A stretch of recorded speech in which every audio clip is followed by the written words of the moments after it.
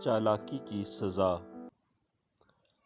پرانے وقتوں کی بات ہے کہ ایک تاجر روزانہ اپنے گدھے پر نمک اور شکر وغیرہ لاد کر قریبی قصبے کے بازار میں فروخت کرنے لے جاتا تھا۔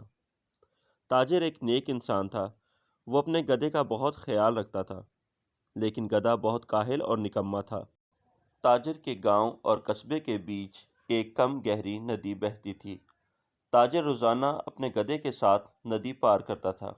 ایک روز جب وہ نمک اور کھانڈ گدھے پر لاد کر ندی پار کر رہا تھا، اچانک گدھے کا پاؤں پھسلا اور وہ ندی کے پانی میں گر پڑا۔ کچھ دیر کے بعد جب گدھا اٹھا تو اس نے محسوس کیا کہ ندی کے پانی میں نمک اور شکر گھل جانے کے باعث اس کا بوجھ کم ہو گیا ہے۔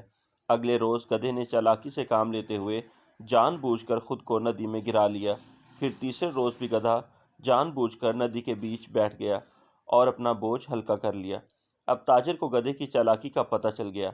اسے اپنے نقصان اور گدھے کی چالاکی پر بہت غصہ آیا۔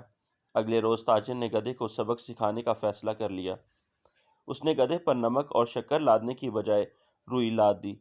حسب معمول ندی کے عین بیچ میں پہنچ کر گدھا پانی میں بیٹھ گیا، لیکن جب وہ دوبارہ اٹھ کر چلنے لگا تو پانی جذب کرنے کے باعث روئی منو وزنی ہو چکی تھی۔ اب ہانپتے ہوئے گدھا بمشکل قصبے کے بازار تک پہنچا۔ یوں گدھے کو اپنی چالاکی کی سزا مل گئی۔ دوستو، اگر آپ کو ہماری کہانی پسند آئی ہے تو اسے لائک اور شیئر ضرور کیجیے اور کمنٹ باکس میں اپنی قیمتی آراء سے آگاہ کیجیے۔